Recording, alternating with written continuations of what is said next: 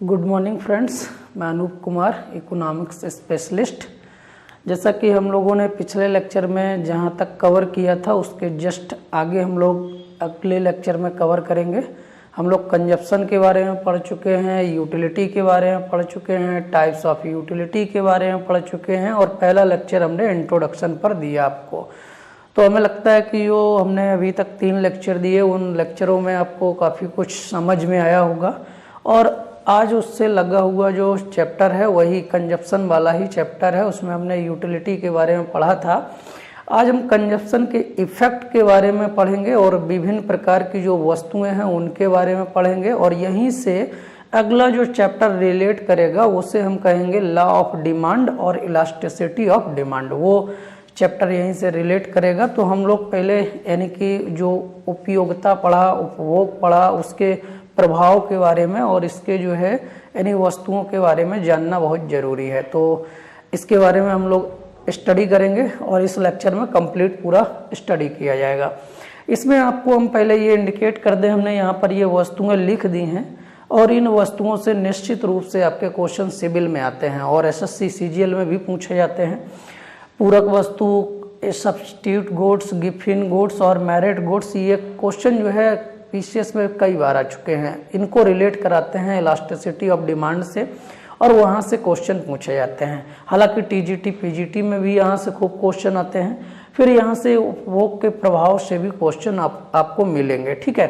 तो यहाँ पर हम लोग इसके बारे में बात करेंगे। तो सबसे पहले मैं थोड़ा सा आपको ये बता दूं कि अगर आप लोगों ने मेरा चैनल सब्सक्राइब नहीं किया है तो प्लीज़ पहले उस चैनल को सब्सक्राइब कर लीजिएगा और ताकि जो वीडियो हम अपलोड करते रहें उनका नोटिफिकेशन आपको मिलता रहे और जो बेल आइकन वाला यानी कि बटन होगा उसको आप दबा दीजिएगा, ठीक है, ताकि आपको नेक्स्ट वीडियो मिलते रहेंगे। मैं आप तक अपने प्रत्येक वीडियो को पहुँचाने का प्रयास कर रहा हूँ ताकि ये जो हमारे पास नॉलेज है ये सभी व्यक्तियों तक पहुँचे, ठीक है। तो चलिए स्टार्ट करते हैं। सबसे पहले हम तत्काल 5 मिनट में आपको क्या कराएंगे, रिव्यू कराएंगे जो हमने चीज़ों को पढ़ा है इंट्रोडक्शन में।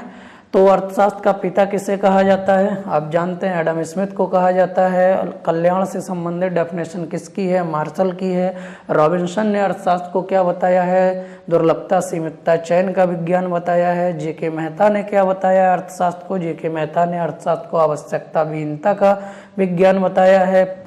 मार्शल की पुस्तक का क्या नाम है? Principle of economics. Adam Smith की पुस्तक का क्या नाम है? Wealth of nation. अर्थशास्त्र क्या है? ये विज्ञान और कला दोनों है लेकिन सोशल साइंस है। अर्थशास्त्र का उद्देश्य क्या है? मानव के कल्याण में वृद्धि करना। फिर आगे हम रिवाइज करते हैं। हमने महात्मा गांधी के बारे में बताया। महात्मा गांधी ने अर्थशास्त्र को अपने जीवन का अंग माना था। महात्मा गांधी का जो अर्थशास्त्र है वो ट्रस्टीशिप का अर्थशास्त्र है, यानी कि न्यास दर्शन पर है। ये भी कई बार एग्जाम में आ चुका है। ट्रस्टीशिप का मीनिंग्स होता है यानी कि कोई भी व्यक्ति केवल धन का उतना ही संचय करे जिससे वो अपनी आवश्यकताओं की पूर्ति कर सके। आवश्यकता से अधिक धन उसे संचित नहीं करना चाहिए। अगर हो जाता है तो वो दूसरे को ट्रस्ट में या सरकार को क्या कर दे, दान कर दे, जिससे अन्य निर्धन, गरीब या असहाय लोगों की सहायता हो सके। तो ये महात्मा गांधी का ट्रस्टीशिप यानी कि है। अर्थशास्त्र को वो न्यास दर्शन मानते हैं। हमने आपको बताया सर्वोदय की बात करते हैं। उनके कई सारे आर्टिकल, कई सारी पुस्तकें हैं जिसमें आप Hind Swaraj, towards of non violence, यानी कि इसके बाद यानी कि आपने और देखा यंग इंडिया, कई सारी उन्होंने पुस्तकें लिखी। फिर बाद में वो पॉपुलेशन के बारे में भी बताते हैं कि जनसंख्या कोई समस्या नहीं होती है। पॉवर्टी अनएम्प्लॉयमेंट के बारे में बताते हैं। रोजगार की बात करते हैं। मशीनीकरण के समर्थक होते हैं लेकिन वो आधुनिक मशीनीकरण के समर्थक नहीं है। फिर हमने आपको कंजप्शन बताया, उपभोग।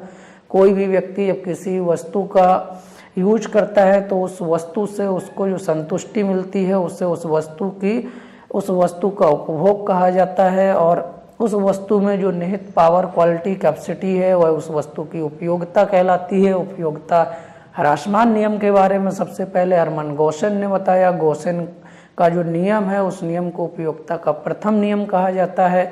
फिर हमने मार्जिनल यूटिलिटी, टोटल यूटिलिटी के बारे में बताया। एक अतिरिक्त इकाई में परिवर्तन करने से जो कुल उपयोगिता में परिवर्तन होता है उसे हम लोग मार्जिनल यूटिलिटी कहते हैं। टोटल यूटिलिटी जब कोई व्यक्ति प्रारंभ से लेकर अंत तक जितनी वस्तुओं का कंजप्शन करता है उनसे जो उपयोगिता प्राप्त होती है उन सभी के योग को टोटल यूटिलिटी कहते हैं। फिर हमने कंपैरिजन बता दिया कि जिस समय टोटल यूटिलिटी मैक्सिमम होती है मार्जिनल यूटिलिटी 0 होती है, मार्जिनल यूटिलिटी जिस समय रिड्यूस होती है उस समय टोटल यूटिलिटी इंक्रीज होती है। लेकिन यानी कि जो टोटल यूटिलिटी है उसमें रेट ऑफ इंक्रीजिंग अधिक होता है, किसके अपेक्षाकृत मार्जिनल यूटिलिटी के रेट ऑफ डिक्रीजिंग के। फिर हमने बताया मार्जिनल यूटिलिटी में be positive, 0, negative, but total utility में not be possible 0 and negative.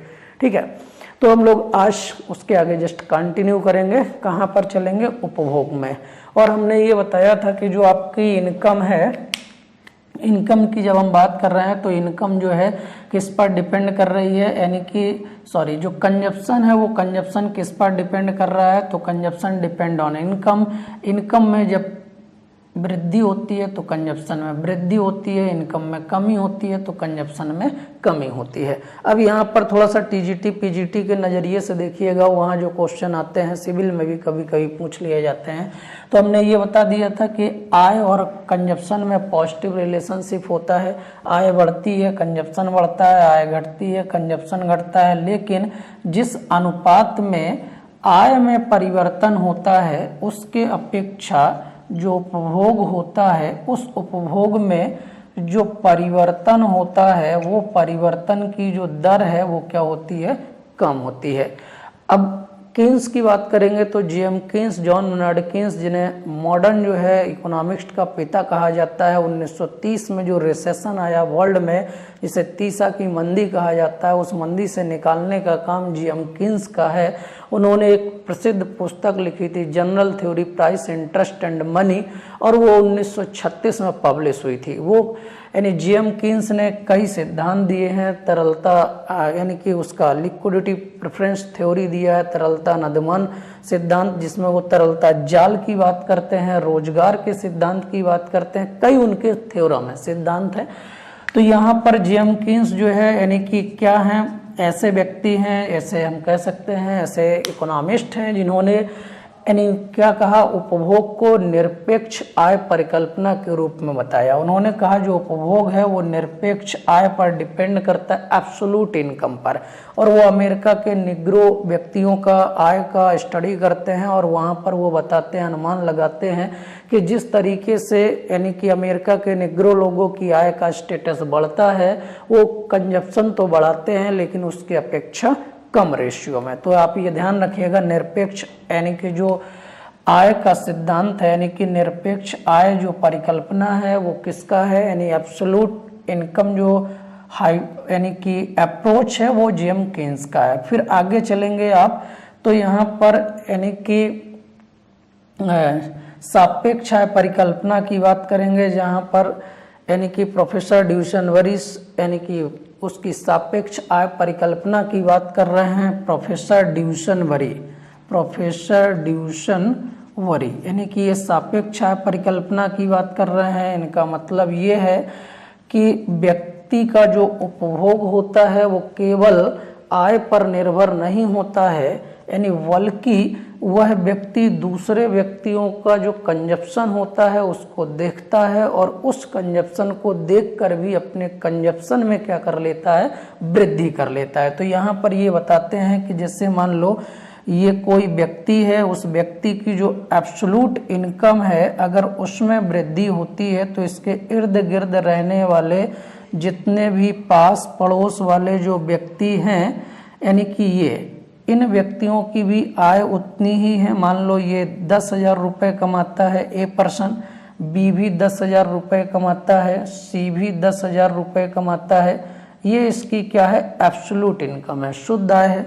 लेकिन अगर ए व्यक्ति की आय में वृद्धि हो जाए, इसकी आय बढ़ करके 20,000 रुपये हो जाए, तो हमने बताया कि कंजप्शन जो है डिपेंड करेगा किस पर? इनकम पर। तो इसकी आय में वृद्धि हुई है तो ये अपने उपभोग में वृद्धि करेगा, लेकिन ये अपने उपभोग में जैसे ही वृद्धि करता है वैसे ही पास पड़ोस वाले इसको देख करके इनकी आय में वृद्धि न होने के बावजूद भी अपने कंजप्शन में क्या कर देते हैं, वृद्धि कर देते हैं। इसी को कहा जाता है डिमॉन्स्ट्रेशन इफेक्ट। जो प्रदर्शन प्रभाव है ये यहाँ पर काम करने लगता है। तो ये जो हम प्रभाव की बात कर रहे हैं कंजप्शन में, डिमॉन्स्ट्रेशन इफेक्ट क्या है, ये प्रोफेसर ड्यूजनबरी ने दिया था। तो डिमॉन्स्ट्रेशन इफेक्ट ये बताता है कि जब किसी व्यक्ति की आय में वृद्धि होती है तो उसके आसपास रहने वाले लोगों की आय में वृद्धि ना होने के बावजूद भी वो अपने उपभोग में क्या कर देते हैं, वृद्धि कर देते हैं। इसी को कहा जाता है प्रदर्शन प्रभाव। तो ये काफ़ी तीव्र गति से काम करता है और व्यक्ति इससे बहुत प्रभावित होता है। ये केवल एक देश में ही काम नहीं करता है, इंटरनेशनल लेवल पर भी ये कार्य कर रहा है। तो ये डिमॉन्स्ट्रेशन इफेक्ट है। व्यक्ति को ऐसा नहीं करना चाहिए, क्योंकि व्यक्ति को अपने आय के अकॉर्डिंग कंजप्शन करना चाहिए। अगर वो दूसरे के प्रभाव में आकर के अपनी आय से अधिक कंज्यूम कर देता है तो उसकी बचत, निवेश करने की क्षमता कम हो जाती है। तो ये प्रदर्शन प्रभाव है जो उपभोग के क्षेत्र में महत्वपूर्ण कार्य कर रहा है। ये किसने बताया? ये बताया है प्रोफेसर ड्यूजनबरी ने। तो ड्यूजनबरी ये बता रहे हैं कि उपभोग निरपेक्ष आय पर तो निर्भर करता है, लेकिन सापेक्ष आय पर भी निर्भर करेगा। जैसे मान लो एक एग्जाम्पल, उदाहरण की अब हम बात करते हैं। जैसे मान लो आपके घर में यानी कि आप 10,000 कंज्यूम कर रहे थे, तो आप यानी कि आपका उपभोग का स्तर जो पहले था, अब आपकी इनकम जो है 20,000 हो गई है, तो 10,000 आपका इनकम बढ़ गया है। तो अब बढ़ी हुई आय से मान लो आप अपने घर में एक एलईडी जो है लगवा देते हैं, ठीक है। अब ये एलईडी लग गई है, इस पे क्या बोलते हैं, डिफरेंट टाइप्स के आपने चैनल का सेटिंग लगवा दिया। अब जैसे ही आपकी इनकम बढ़ी, आपने तो कंजप्शन बढ़ाया, लेकिन आसपास पड़ोस के लोगों की इनकम नहीं बढ़ी थी। लेकिन अब आपने जो एलईडी लगवाया, आपके यानी कि फैमिली से कोई व्यक्ति इनको भी चला गया, एक बार ये दिखवा दिया कि आइए बहन जी देखिए कितना अच्छा टीवी लगा हुआ है हमारे घर में, और जो है क्या है, इसमें डिफरेंट टाइप्स के चैनल आते हैं, डिफरेंट टाइप्स के प्रोग्राम हैं, आप इसको लगवा लीजिए, ज़्यादा अच्छा रहेगा। तो जैसे ही यहाँ पर डेमो हुआ और जैसे ही वापस ये पास पड़ोस वाले अपने अपने घर गए, तो अब इनकी इनकम भले ही ना बढ़ी हो, लेकिन अब इनको भी इस वस्तु का कंजप्शन करना होगा। तो अब ये कंजप्शन करेंगे और ये क्या हो जाएगा, ये प्रदर्शन प्रभाव यहाँ पर काम करेगा। तो ये बहुत जगह आम बात है। ज़्यादातर आप देखेंगे शादी विवाह में, ज़्यादातर किसी एक व्यक्ति ने 5 लाख रुपया खर्चा किया तो पड़ोसी ये दिखाने की कोशिश करता है कि हम भी आपसे कम नहीं हैं, और वो 8 लाख रुपए खर्चा कर देता है, लेकिन भले ही उसकी वास्तविक इनकम ना हो उतनी। तो वो क्या करेगा, रिलेट कराएगा अपनी इनकम को, दूसरे से उधार लेगा, मित्र से लेगा और ETC रास्तों से लेगा। तो ये ड्यूजनबरी बता रहे हैं कि केवल ये कंजप्शन जो है निरपेक्ष आय परिकल्पना नहीं है, बल्कि ये सापेक्ष आय परिकल्पना है। यानी कि व्यक्ति का उपभोग एब्सोल्यूट इनकम के साथ साथ रिलेटिव इनकम पर भी निर्भर करता है। तो ये 2 प्रभाव आपको पहले ये प्रभाव याद रखना है। ये TGT, PGT और जो है PCS में पूछा जाता है। तो प्रदर्शन प्रभाव का प्रतिपादक ड्यूजनबरी है, निरपेक्ष आय परिकल्पना जेम्किंस की है, रैचिट प्रभाव भी यानी कि ड्यूजनबरी ने दिया था। ये प्रभाव क्या बताता है, तो ये भी प्रभाव बहुत इंटरेस्टिंग प्रभाव है, मार्केट में और व्यक्ति के जीवन में बहुत जबरदस्त भूमिका निभाता है। जैसे देखिए ये क्या प्रभाव बताता है, ये प्रभाव बताता है, रैचिट प्रभाव ये बता रहा है कि जैसे जैसे व्यक्ति की आय का स्तर बढ़ता है, यानी व्यक्ति की इनकम का स्तर बढ़ता है, तो व्यक्ति अपने कंजप्शन के स्तर को बढ़ाता है, और जैसे जैसे उसकी आय का स्तर बढ़ रहा है, वो जो है अपने लगातार कंजप्शन के नए नए स्तर को पहुंच रहा है और अपना उपभोग का संतुलन बना रहा है। लेकिन अगर व्यक्ति की आय में कटौती हो जाए और वो पुनः उतनी ही इनकम प्राप्त करने लगे, तो व्यक्ति अपने उपभोग के जो अंतिम स्तर पर, यानी इस Y3 इनकम थी तो कंजप्शन का लेवल C3 था।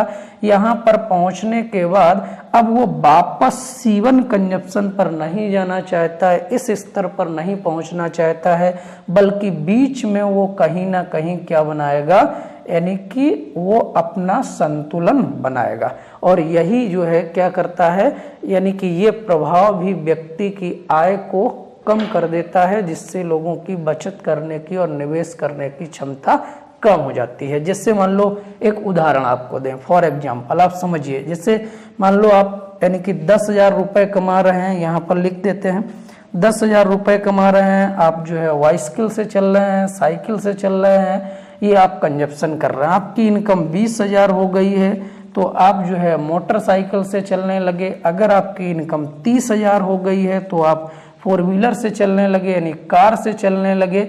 लेकिन अगर आपकी इनकम में पुनः कटौती हो जाए, 30,000 से इनकम पुनः 10,000 हो जाए, तो जब आप उपभोग के इस स्तर पर पहुंच गए हैं तो अब आप अपने प्रारंभिक उपभोग के स्तर पर नहीं आना चाहेंगे, बल्कि आप बीच में कहीं ना कहीं संतुलन बनाएंगे। यही है रैचिट इफेक्ट, और ये भी व्यक्ति के उपभोग को क्या करता है, प्रभावित करता है। ये भी बहुत जबरदस्त कार्य करता है ना। तो आप इस एग्जाम्पल के थ्रू इन दो प्रभावों को समझेंगे और दो ये परिकल्पनाएं हैं, इनको समझेंगे। अब हम बात करेंगे डिफरेंट टाइप्स की वस्तुओं की जिनका हम लोग कंजप्शन करते हैं। तो चलिए हम स्टार्ट करते हैं, यानी कि वस्तुएं किस किस टाइप्स की होती हैं जिनका हम लोग कंजप्शन करेंगे। तो सबसे पहले हम बात करते हैं स्वतंत्र वस्तु, इंडिपेंडेंट गुड्स। स्वतंत्र वस्तु क्या होती है? तो स्वतंत्र वस्तु का मतलब है जब एक वस्तु की जो प्राइस है यानी कीमत है, मान लो ये एक्स वस्तु है, इस वस्तु की कीमत वाई जो वस्तु है इस वस्तु की मांग को प्रभावित नहीं करती है, तो इसे हम कहते हैं कि ये दोनों वस्तुएं आपस में क्या है, इंडिपेंडेंट हैं। जैसे मान लो एक्स वस्तु की कीमत में वृद्धि हो या कमी हो, लेकिन वाई वस्तु की मांग पर कोई प्रभाव ना पड़े। तो जैसे हम फॉर एग्जांपल मान लेते हैं, जैसे ये घड़ी है, ये एक्स वस्तु हो गई, और मान लेते हैं ये कुर्सी हो गई, मेज हो गई, ये वाई वस्तु हो गई। तो अगर घड़ी की प्राइस यानी कि कीमत में वृद्धि होती है या कमी होती है तो इसका कुर्सी की मांग पर कोई भी प्रभाव नहीं पड़ेगा। तो ये दोनों वस्तुएं आपस में कैसी हैं, इंडिपेंडेंट गुड्स हैं, स्वतंत्र वस्तु। प्रभाव किस पर होगा, इसी वस्तु पर। घड़ी की प्राइस बढ़ी है तो डिमांड घड़ी की घटेगी, अगर घड़ी की प्राइस रिड्यूस हुई है तो डिमांड घड़ी की बढ़ेगी। तो यहाँ पर ये स्वतंत्र वस्तु हैं। अब आगे देखिए, कॉम्प्लीमेंट्री गुड्स की बात किया गया। पूरक वस्तु क्या होती है? तो पूरक वस्तु के बारे में बताया गया कि जब एक वस्तु की कीमत में परिवर्तन होने से दूसरे वस्तु की मांग पर प्रभाव पड़े, यानी कि जो एक यक्स वस्तु है, जब इस वस्तु की कीमत में परिवर्तन हो तो यहाँ पर भी वस्तु की मांग पर भी प्रभाव पड़ेगा। लेकिन ये ऐसी वस्तुएं हैं जो एक वस्तु के बगैर दूसरी वस्तु अधूरी होती है, या जब दोनों वस्तुएं मिलकर के किसी एक कार्य को पूरा करती हैं तो उसे कॉम्प्लीमेंट्री गुड्स कहते हैं। पूरक वस्तु जैसे फॉर एग्जांपल ये स्याही हो गई, एक अलग वस्तु है, और ये कलम हो गई, एक अलग वस्तु है। या हम ये कहें ये पेट्रोल हो गया, अलग वस्तु है, और ये हम कहें कार, ये अलग वस्तु है। Both are different goods.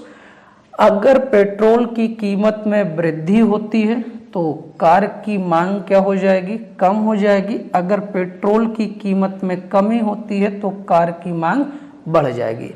यानी कि ये क्या है, अब कार अगर पेट्रोल नहीं है तो भी अधूरी है, और पेट्रोल है और कार नहीं है तो भी बेकार है। तो दोनों जब मिलेंगी तभी कोई कार्य संपादित होगा, यानी एक के बगैर दूसरी क्या हो, अधूरी। जैसे ये घड़ी है और इसमें सेल ना हो तो ये जो है क्या है, कार्य नहीं करेगी। तो ऐसी वस्तुएं जो आपस में मिल करके कोई कार्य करती हैं और एक के बिना दूसरी अधूरी होती है, इससे हम कहते हैं कॉम्प्लीमेंट्री गुड्स। अब यहाँ पर थोड़ा सा आप ध्यान रखिएगा, आप अपने टेस्ट और प्रेफरेंस की बात नहीं करेंगे। नहीं तो अगर किसी भी व्यक्ति को टेस्ट और प्रेफरेंस की बात किया जाए तो प्राइस चाहे घटे और चाहे बढ़े, वस्तु अगर उसको पसंद है तो वो डिमांड करेगा ही करेगा। तो यहाँ पर टेस्ट प्रेफरेंस नहीं है, जनरली बात चल रही है, आपको ये सब ध्यान में रखना होगा।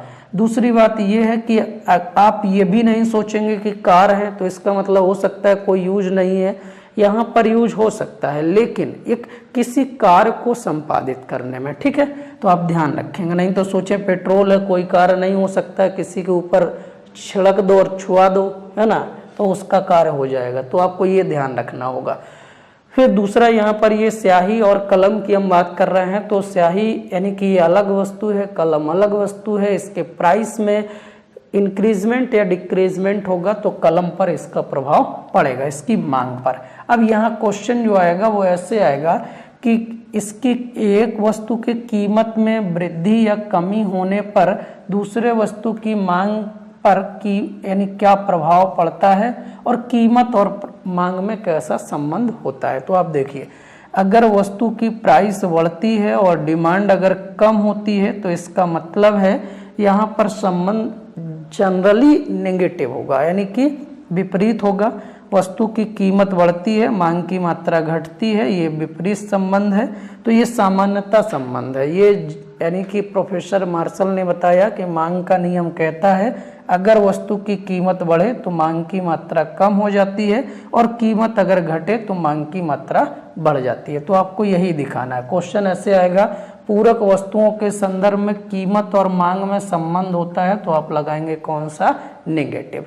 फिर आगे चलिएगा, सब्स्टिट्यूट गुड्स की बात कर रहे हैं। सब्स्टिट्यूट गुड्स का मतलब है एक के जगह पर दूसरे वस्तु का प्रयोग किया जा सके। तो हम एक के जगह पर जब दूसरे वस्तु का प्रयोग करेंगे तो उसे स्थानापन्न वस्तु कहेंगे, सब्स्टिट्यूट गुड्स कहेंगे। और इसका मतलब ये है कि आप समझेंगे जैसे एक वस्तु के कीमत में वृद्धि हो तो दूसरे की भी मांग में वृद्धि हो जाए, एक वस्तु के कीमत में कमी हो तो दूसरे की भी मांग में कमी हो जाए, यानी प्राइस और डिमांड में पॉजिटिव रिलेशनशिप रहेगा। जैसे फॉर एग्जांपल ये चाय है, ये भी पेय पदार्थ है, और ये कॉफ़ी है, ये भी पेय पदार्थ है, ठीक, दोनों अलग अलग गुड्स हैं। अब चाय की प्राइस मान लेते हैं मार्केट में इस समय इलाहाबाद में 5 रुपये चल रहा है एक कप, और कॉफ़ी का नॉर्मली प्राइस चल रहा है 10 रुपये। तो अब यहाँ पर आप देखेंगे प्राइस इसका कम है, डिमांड इसकी चाय की ज़्यादा होगी, इसका प्राइस ज़्यादा है, इसकी डिमांड कम होगी। लेकिन अगर मान लो चाय का प्राइस जो है बढ़ जाए, 7 रुपये हो जाए, ये एक दूसरे के सब्स्टिट्यूट है। चाय के जगह पर कॉफ़ी का यूज किया जा सकता है, कॉफ़ी के जगह चाय का यूज किया जा सकता है, बोथ आर यानी सब्स्टिट्यूट गुड्स।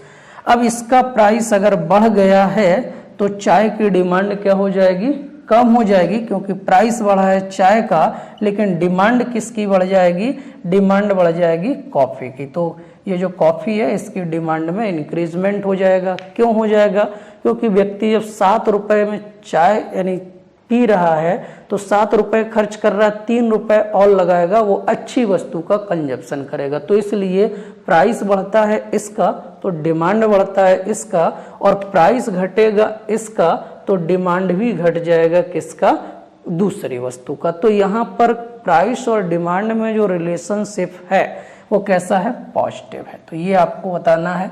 सब्स्टिट्यूट गुड्स के संदर्भ में कीमत और मांग में संबंध कैसा होगा, पॉजिटिव होगा। ये दोनों क्वेश्चन एग्जाम में आ चुके। फिर यहाँ देखते हैं घटिया वस्तु या गिफिन गुड्स की बात करते हैं। तो इसको जो है घटिया वस्तु या गिफिन गुड्स को जो जिस व्यक्ति ने दिया वो सर रॉबर्ट्स गिफिन है। ये बताते हैं कि जब व्यक्ति की आय में वृद्धि होती है तो जनरली नियम ये कहता है कि व्यक्ति की इनकम में वृद्धि होती है, डिमांड बढ़ाएगा, और इनकम में कमी होगी तो वो क्या करेगा, कंजप्शन कम करेगा, डिमांड कम कर देगा। लेकिन ये यानी वस्तु ये बता रही है कि यदि व्यक्ति की इनकम बढ़ती है तो जब इनकम बढ़ती है तो जो पहले वस्तु व्यक्ति को नॉर्मल गुड्स लगा करती है, अब वो कुछ समय बाद वही वस्तु उस व्यक्ति को क्या लगने लगती है, घटिया वस्तु लगने लगती है। कब, जब उसकी आय बढ़ती है। तो इनकम का इफेक्ट यहाँ पर होता है। जैसे मान लो हम आपको उदाहरण के तौर पर बताएं इससे ऐसे समझिए, आप लोगों ने कई बार यानी कि ट्रैवल किया होगा और उस ट्रैवल में आपने कई बार एग्जाम्पल देखा होगा। इस एग्जाम्पल को जैसे मान लो आपने यानी कि ट्रेन की बात करते हैं यानी कि या हम बस की बात करते हैं, तो ट्रेन में आपने देखा होगा जो मूंगफली बेचने वाला है वो जो है ठंडी के समय में आता है और बताता है कि ये जो है मूंगफली क्या है, ठंडी का यानी कि क्या है, बादाम है या मेवा है, ईटीसी जो भी है, और वो 10 रुपए में बेच दे, एक पैकेट बेच के चलता है।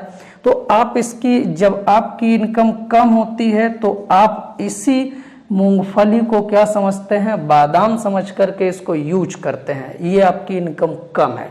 लेकिन यदि आपकी इनकम जब बढ़ने लगती है, Y2, Y3, Y4 होने लगती है, तो यहाँ पर इनकम बढ़ने लगती है और इस वस्तु की जो अभी तक आप इसको बादाम समझ रहे थे, अब आपको यही वस्तु यानी कि बादाम ना लग करके अब आपको यही वस्तु मूंगफली लगने लगती है और आपको ये लगने लगता है बादाम कोई दूसरी वस्तु होती है और ये जो है क्या है, अच्छी क्वालिटी की होती है। तो इसलिए अब ये वस्तु आपकी नज़र में क्या हो जाती है, घटिया या निकृष्ट हो जाती है। तो यहाँ पर हम ये कह सकते हैं कि अगर वस्तु के प्राइस में भी कमी होती है तो इसकी मांग में कमी हो जाती है, अगर इसकी प्राइस में वृद्धि होती है तब फिर इसके मांग में क्या होती है, वृद्धि होती है। जैसे फॉर एग्जाम्पल अब एक और दूसरा उदाहरण देखिए, जैसे टमाटर है, मान लेते हैं मार्केट में जब ये ताज़ा ताज़ा आता है तो व्यक्ति 30 रुपये, 40 रुपये, 50 रुपये किलो में भी खरीदता है। तो यहाँ डिमांड है, प्राइस यहाँ अधिक है तो डिमांड भी क्या होती है, अधिक होती है। लेकिन यही टमाटर 3 दिन, 4 दिन, 5 दिन रखा रहता है और इसकी क्वालिटी क्या होने लगती है, गिरने लगती है, और क्वालिटी गिरने की वजह से इसका प्राइस भी घट जाता है। 10 रुपये और 5 रुपए में भी ये प्राइस हो जाता है, प्राइस यहाँ तक कि 0 हो जाता है, तब भी व्यक्ति इस वस्तु की डिमांड क्या है, नहीं करता है। और इस वस्तु की डिमांड क्यों नहीं कर रहा है, क्योंकि उसकी क्वालिटी क्या हो गई है, गिर गई है। तो क्वालिटी में कमी के कारण अगर लोग जो है उस वस्तु की मांग को कम कर देते हैं तो इसी को कहा जाता है इन्फीरियर गुड्स, इसे हम घटिया या निकृष्ट वस्तु भी कहते हैं। तो इसके संदर्भ में आगे हम लोग देखेंगे कि किसमें लॉ ऑफ डिमांड लागू होगा और लॉ ऑफ डिमांड लागू नहीं होगा। फिर आगे आप देखिए एक और वस्तु की बात किया गया, उत्कृष्ट वस्तु, मेरिट गुड्स क्या है, यानी मेरिट गुड्स की बात जो है हमारे प्रणब मुखर्जी ने किया। बजट 2007 और 8 की जब बात वो कर रहे हैं तो कह रहे हैं वह वस्तु यानी कि जिसका बजट में अलग से प्रावधान किया जाए और वो जो है लोगों के लिए क्या हो, यानी नेसेसरी हो, आवश्यक हो, तो इसलिए उस वस्तु को मेरिट गुड्स के नाम से जाना जाता है। यानी कि जिसका बजट में अलग से व्यय करने के लिए प्रावधान किया जाता है। और इसमें वो बताते हैं कि शिक्षा है और स्वास्थ्य है, ये दोनों ऐसी वस्तुएं हैं जो यानी समाज के लिए आधारभूत स्तंभ, यानी 2 पिलर ऑफ सोसाइटी, इसको वो कहते हैं, शिक्षा और स्वास्थ्य को। तो आपको ये ध्यान में रखना है, पीसीएस में पूछा गया है कि किसे उत्कृष्ट वस्तु के नाम से जाना जाता है। तो शिक्षा और स्वास्थ्य ये क्या है, 2 पिलर ऑफ सोसाइटी, समाज के 2 आधारभूत स्तंभ हैं, जिसे प्रणब मुखर्जी ने बजट पेश करते हुए बताया था। फिर आगे देखिए आवश्यक वस्तुएं क्या हैं, वो आवश्यक वस्तुएं वो वस्तुएं हैं नेसेसरी गुड्स जिनकी अगर प्राइस में बहुत ज़्यादा वृद्धि होती है या बहुत ज़्यादा कमी होती है तो इसका मांग पर बहुत ज़्यादा प्रभाव नहीं पड़ता है। क्यों? क्योंकि ये वस्तुएं व्यक्ति के लिए, जीवन के लिए आवश्यक होती हैं और मार्केट में सदैव अवेलेबल होती हैं। जैसे आपका गेहूं है, दाल है, चावल है, ETC ऐसी वस्तुएं हैं जो नेसेसरी गुड्स हैं, आवश्यक वस्तुएं हैं। तो अगर इनकी प्राइस में बहुत ज़्यादा वृद्धि या कमी होती है तो मांग पर उतना प्रभाव नहीं पड़ता। जैसे फॉर एग्जाम्पल समझिए, जैसे मान लो गेहूं है, गेहूं यानी कि 1700 रुपये 1 कुंतल चल रहा है इस समय, 1735 रुपये इस समय MSP है। यानी हम मान लेते हैं एक किलो गेहूं का प्राइस यहाँ पर 17 रुपये है और एक परिवार में मान लो 5 लोग रहते हैं, 2 लोग रहते हैं, जो भी है जिसका परिवार जैसा है, मान लो 1 महीने में वो जो है 1 कुंतल गेहूं क्या कर देता है, कंज्यूम कर लेता है। अब अगर उसको 12 महीने में गेहूं की मात्रा चाहिए तो 12 माह में वो कितना कंज्यूम कर रहा है, 12।